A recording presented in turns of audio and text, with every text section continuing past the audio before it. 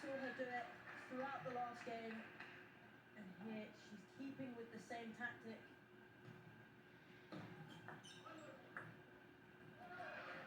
She's so expressive, isn't she, Diaz? Oh,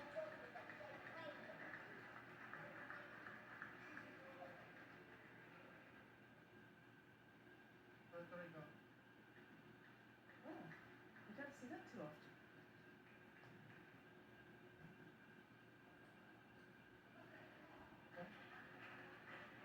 Diaz being faulted on her serve there from the umpire that is behind her, and her coach unhappy about that, saying that that umpire doesn't have the best angle to see it, but they do have TTR review if they would like to use it. How disruptive is that for a player? To have a coach marching under the field of play, we don't see it. It just doesn't happen.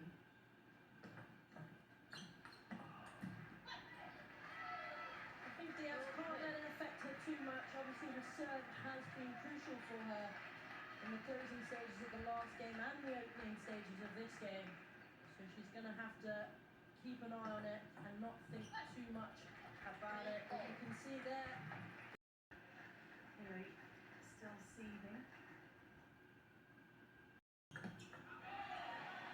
And again, that long service, as we keep seeing time and time again, the changing of the spin, back spin, top spin, making it very, very difficult to read.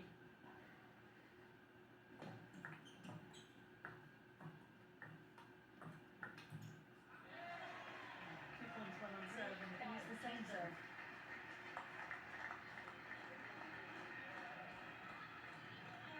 No fox this time, meaning that Diaz can get that 2-point lead. Just staying calm on the table as players switch ends. Left, 3, 5.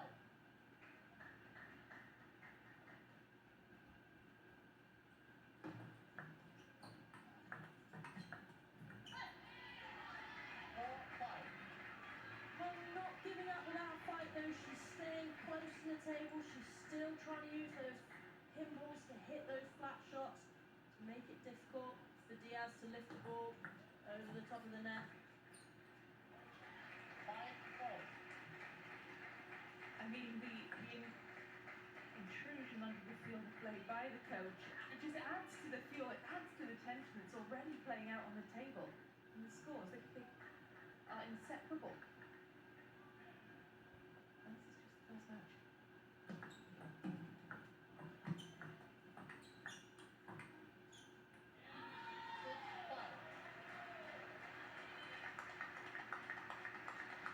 Diaz just taking the pace off the ball a little bit. You can see the arc that comes when she top spins that one. Difficult to control. And I would have thought that Peng would have tried to straight hit through that ball, as we've seen her do so many times. But perhaps not enough reaction time.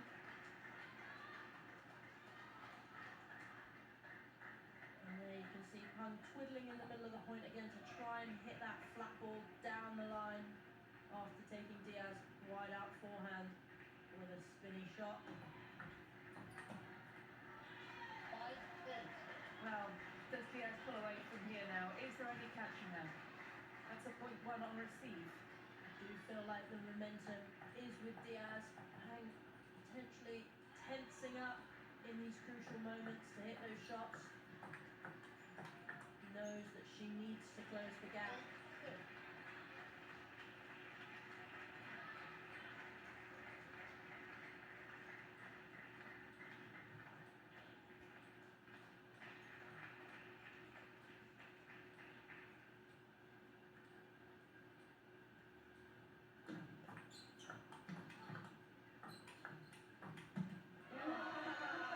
Diaz doing what she does best, away from the table.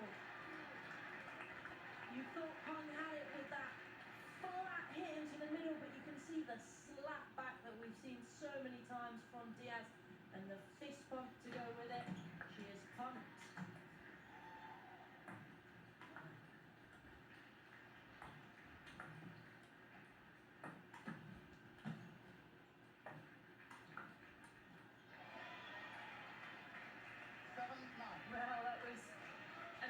point for Peng to win because Diaz is more than comfortable to hit those shots from no man's land, way back behind the table.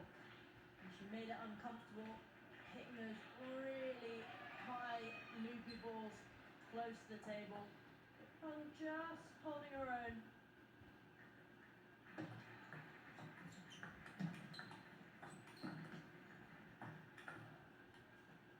We're seeing it again. Diaz away from the table.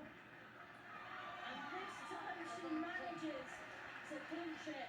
She doesn't go for the big backhand. She just keeps the ball on the table. Nothing too spectacular, but what a crucial point for her.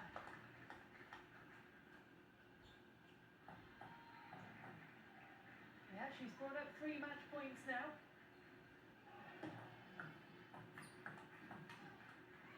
And Peng 77. goes wide. Adriana Diaz takes it in 5. That was a hard-fought win to get Puerto Rico off the mark. She came from behind to win that, lost the opening game 11-9. It was a one-sided second game. Oh, and it looks like there are words exchanged between the umpire and Diaz there as she goes to shake her hand about the service again. But Diaz will put that all behind her as she clinches this opening game in this tie between Team Puerto Rico and Team Chinese Taipei. And a fist bump for Diaz.